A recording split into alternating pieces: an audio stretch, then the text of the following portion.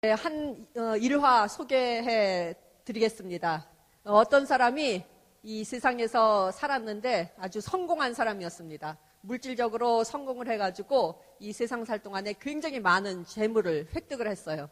이 사람이 이제 죽게 됐는데 이 재물을 이 세상에 놓고 가기가 아깝잖아요. 자기가 애써가지고 번 그 금전과 온갖 황금들이 있는데 그래서 이거를 가지고 가기로 결정을 했습니다. 그래서 이 사람이 죽어가지고 자기의 황금과 이런 모든 것들을 가지고 이제 천국으로 올라가게 됐습니다. 이제 천국 문에 당도해서 그 문을 이제 통과해서 천국으로 들어가야 되는데 천국의 문에는 아무도 없는 게 아니라 한 사람이 이제 수문장처럼 지키고 있었어요. 그게 누구냐 하면은 예수님의 수제자였던 베드로였습니다. 이 베드로가 지키고 있다가 보니까 어떤 사람이 오는데 다른 사람들은 다 빈 몸으로 빈손으로 오는데 이 사람은 뭔가 잔뜩 짊어지고 오는데 이게 황금을 짊어지고 온 거예요.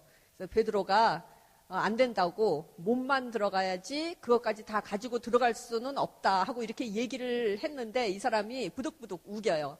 안 된다. 이것만큼은 내 목숨처럼 소중하니까 꼭 가지고 가야 된다. 이거 없이는 나는 못 산다. 너무나 이렇게 열심히 간청하고 애원하고 베드로에게 호소를 하니까 베드로가 듣다가 마음이 움직여서 그래? 그러면은 예외도 있을 수 있으니까 한번 하나님한테 자기가 물어보겠다고. 그래서 하나님이 뭐라고 말씀하시는지 그 결정에 따라서 하자고 이제 기회를 주겠다고 이렇게 얘기를 했어요. 그래서 베드로가 천국 문 안으로 들어가서 하나님 앞에 갔습니다. 하나님 앞에 가서 이 사람에 대해서 설명을 하는 거예요. 이러한 사람이 있는데 지금 천국 문 밖에 있는데 지금 이러저러하다 하고 얘기를 하니까 하나님이 말씀을 하십니다. 그런데 그 사람 참 이상한 사람이네. 이 천국의 이 도로 포장 재료로 쓰이는 물건들을 왜 잔뜩 짊어지고 오는 것일까? 천국에서는 그게 하나도 쓸모없는 것인데 하고 이렇게 이야기를 합니다. 다 알아들었죠? 근데 웃지를 않아가지고 내가 한국말로 했는데 예. 이 세상적 지혜와 오늘은 하나님이 가르쳐 주시는 지혜에 대해서 말씀드리려고 합니다. 이 세상적 지혜는 뭐라고 저희들에게 가르치고 있습니까? 성공하는 삶을 살라고 가르칩니다. 어디서 성공하냐 하면은 물질적으로도 성공하여 부를 획득하고 커리어도 잘 쌓아서 남들이 존경하는 인정받는 그러한 커리어, 그러니까 직업을 얻어서 거기서 성공하는 그러한 커리어맨 아니면은 우먼이 되라고 그렇게 가르칩니다. 또 명예와 명성을 획득하라고 가르칩니다. 또 배우자를 고를 때는 이렇게 성공한 사람을 고르라고 이상적인 배우자 상이니까 이런 사람들을 만나서 결혼하라 이렇게 가르칩니다.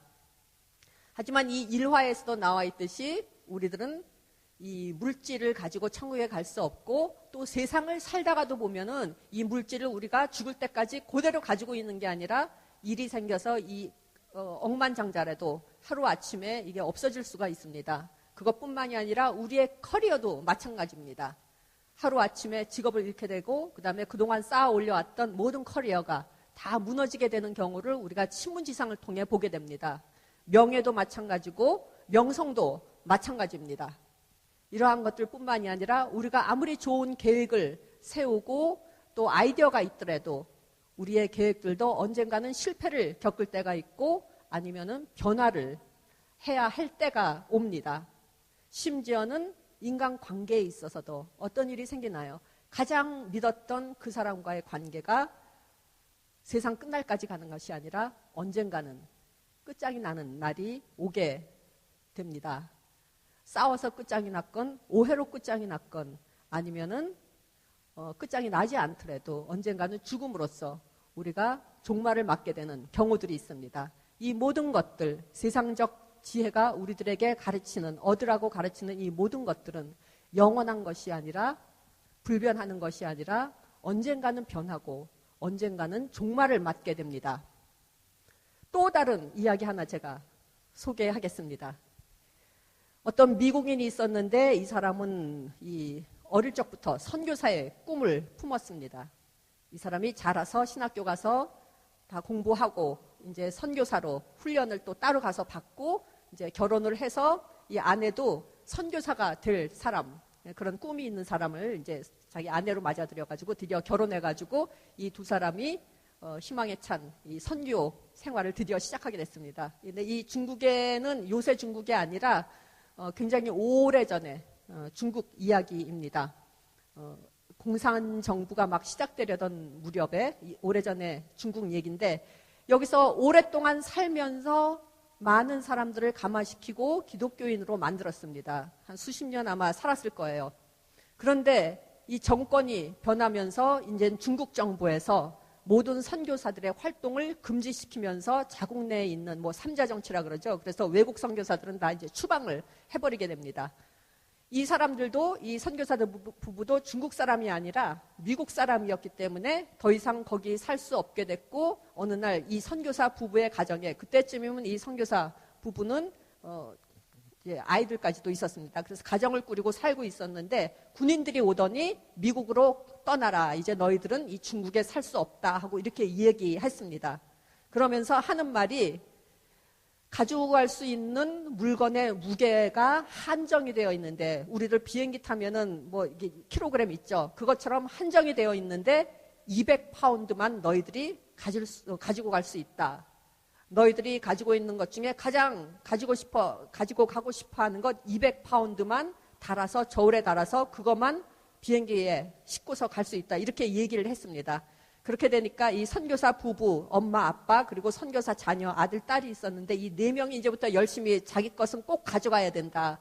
뭐 서로 이제 주장을 하면서 이제 저울에 올려놓습니다. 그래서 선교사 아버지는 그 최근에 갓 산 신형 타자기 꼭 가지고 가야 되고 그동안 사모은 그 책들 가져가야 되고 선교사 엄마는 그 아끼는 가전제품 가져가야 되고 또 이 아들과 딸들은 인형 가져가야 되고 이 아들은 장난감 꼭 가져가야 되고 서로 실랑이를 하다가 어떻게 서로 타협을 하고 화해를 해가지고 저울에 달아본 무게가 200파운드가 딱 나왔습니다. 그래서 이제는 됐다. 요거 가지고 미국으로 가면 되겠지. 해가지고 이제 군인들, 밖에서 기다리고 있던 군인들한테 갔습니다. 가서 우리가 200파운드를 이제 만들었습니다. 이제 딱, 재보십시오. 이제 200파운드입니다. 이제 떠나도 되겠죠 하고 이야기를 하니까 군인들이 이야기합니다. 그런데 그 200파운드에 너희들 자녀, 아들, 딸의 무게도 포함되어 있느냐. 이렇게 얘기합니다. 어떻게 됐겠습니까? 이 부모님이.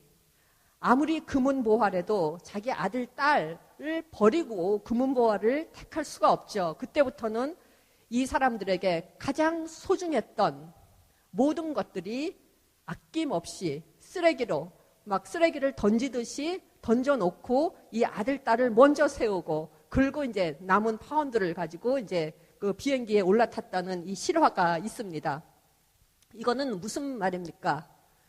우리들이 여태까지 살면서 가장 중요하다고 생각했던 것, 가장 가치가 있다고 생각하는 것들이 저도 있고 아마 여러분도 있을 것입니다. 곰곰이 생각해 보십시오. 지금 가장 나에게 있어서 소중하고 중요하고 귀중하고 가치가 있는 것이 무엇입니까? 다른 사람들이 아무리 말해도 버리라고 그래도 결코 버릴 수 없는 것. 한 가지 아니면은 두 가지 아니면 여러 가지가 있을 수도 있을 것입니다. 하지만 우리들이 세상적인 눈으로 볼 때 그렇게 소중하고 가치 있는 것들이 하나님의 시각으로 볼 때는 그래서 하나님이 너의 아이들도 저울을 달았느냐 하는 말씀으로 우리들의 눈을 열어주실 때 나에게 있어서 여태까지 그토록 소중했던 것들은 일순간에 아낌없이 버릴 수 있는 것들로 변해버릴 것입니다. 나의 바라던 소망일 수도 있고 아이디어일 수도 있고 계획일 수도 있고 아니면 무너져 내리려는 관계들일 수도 있고 자존심일 수도 있고 아니면은 어떤 특정한 물질일 수도 있고 아니면은 아름다운 몸매와 신체일 수도 있고 너의 아이들도 저울에 달았냐? 라는 질문 앞에서 우리들은 모든 것을 다시 생각하게 됩니다. 세상적 지혜, 우리들에게 이러한 것들을 획득하라, 이렇게 살아라 하고 가르칩니다. 하지만 그와 반대로 다른 곳에 하나님의 지혜가 있습니다. 이 지혜를 따른 것은 그런데 사람들의 눈에서 보면은 어리석고 미련한 것 같이 보이는 것일 수가 있습니다. 하나님의 지혜는 그러면은 어떠한 것일까요? 하나님의 지혜도 우리에게 성공하는 삶을 살라고 가르칩니다. 하지만 하나님의 미련한 지혜는 물질이나 커리어나 명예나 명성 아니면 이상적 배우자 상을 만나서 결혼하라는 이러한 삶을 성공한 삶이라고 가르치지 않습니다. 하나님의 지혜는 한 가지에서 성공한 삶을 살라고 우리들에게 가르칩니다. 그 삶은 바로 하나님과 나와의 관계에서 성공한 삶입니다. 성서에 보면은 하나님의 눈에서 성공한 사람들이 있습니다. 세상적인 눈으로는 성공하지 못할지 모르지만은 아브라함이 그 예였습니다. 고대 이스라엘에서 제 전공이 구약인데요. 이 구약 시대 때는 현대 우리가 사는 이 한국 사회와는 가치관이 상당히 달랐습니다. 우리에게 있어서 가장 성공한 사람은 제가 앞서 가장 첫 부분에 말씀드렸던 예로 들었던 그러한 사람들이 성공한 사람들이지만은 고대 이스라엘에 있어서 가장 행복하고 가장 성공한 사람은 어떤 사람이냐 하면은 오랫동안 장수해서 사는데 이 장수한 사람이 많은 자식을 두고서 그 건강하게 오랫동안 살다가 이제 하나님한테 돌아가면은 조상에게 돌아가면은 그 사람은 성공하고 가장 행복한 사람입니다. 아브라함은 어떤 삶을 살았습니까? 100세가 될 때까지 자식이 없었습니다. 자식을 얻으려고 그렇게 기도를 많이 하고 노력을 했지만은 뒤를 이을 자손이 없었습니다. 고대 이스라엘의 세상적인 눈에서 보면은 아브라함과 같은 사람은 그리고 그 아내 자녀를 낳지 못하는 사라와 같은 사람은 가장 불행한 사람입니다. 이스라엘에서 가장 실패한 사람의 표준이 바로 이 아브라함이었는데 그것은 다시 말하자면 유랑생활도 하고 자녀도 없고 하지만 그 당시 사람들에게 있어서 가장 실패한 사람의 표본인 아브라함은 다른 사람들이 갖지 못한 한 가지가 있었습니다. 그 한 가지가 뭐냐 하면은 하나님과의 바른 관계였습니다.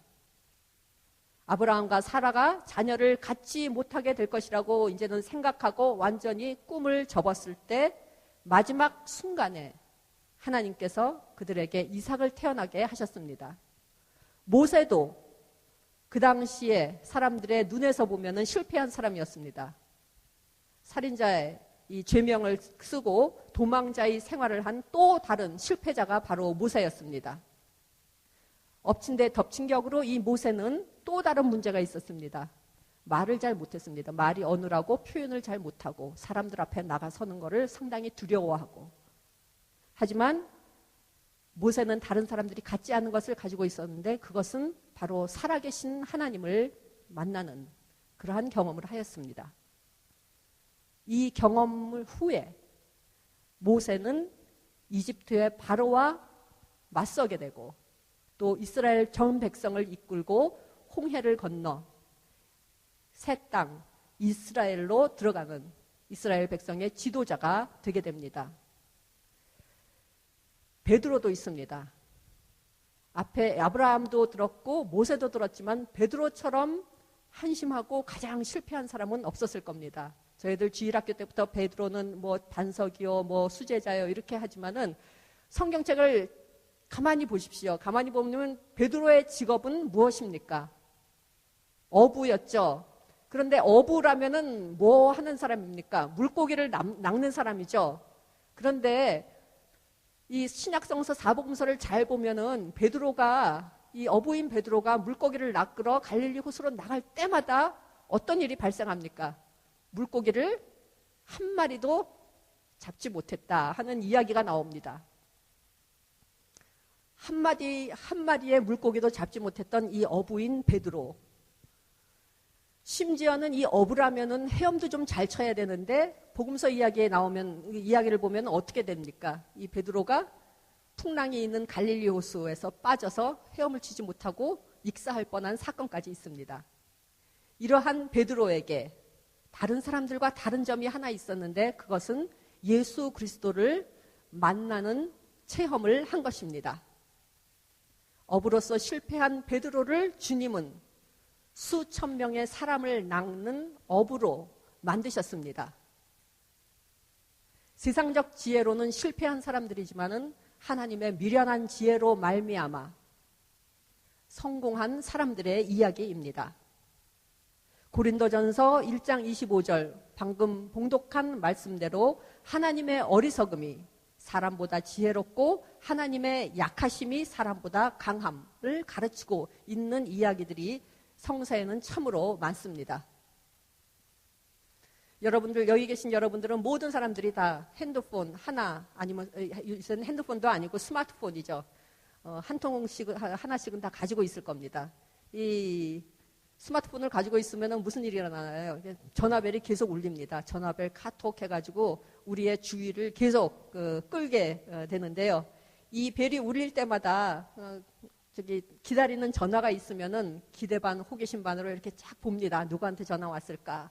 아는 사람한테서 전화가 왔겠거니 하면서 이렇게 싹 보는데 어떤 때는 아는 사람들에게서 그리고 또 기다리던 그 사람에게서 전화가 올 때도 있지만은 많은 경우는 이 상품 사라 아니면 저거 하라 판촉 활동을 하는 사람들에게서 오는 전화도 많습니다. 이 사람들이 나한테 전화를 걸 때는 왜 전화를 걸었나요? 나에게 관심이 있어서 나에게 관심이 있어서 전화를 하는 것이 아니라 이 사람들은 나보다는 내 신용카드 번호에 더 관심이 있어서 전화하는 사람들입니다. 하지만 우리들에게 진심으로 관심을 가지고 계신 한 분이 계십니다. 그분이 우리를 향하여 항상 전화 다이얼을 돌리고 계십니다. 우리의 이름을 마음속에 새기고 계신 그분이 계신데 그분이 항상 다이얼을 돌리시며 우리가 전화 받기를 기다리고 계십니다. 우리들 각자에게 가장 유익이 되는 것이 무엇인지 아시는 그분이 그것을 가장 필요한 그것을 우리들에게 제공할 수 있고 또 제공하고자 원하시는 그분이 계신데 그분이 지금 우리들에게 전화 걸고 계십니다. 우리들의 영혼에 전화를 걸고 계십니다. 바로 우리들의 주님이십니다. 하나님께서는 진실한 지혜를 주시고자 세상은 이해하지 못하는 하나님의 참된 지혜를 주시고자 우리들에게 전화하시면서 우리가 소화기를 들고 응답하시기를 바라십니다.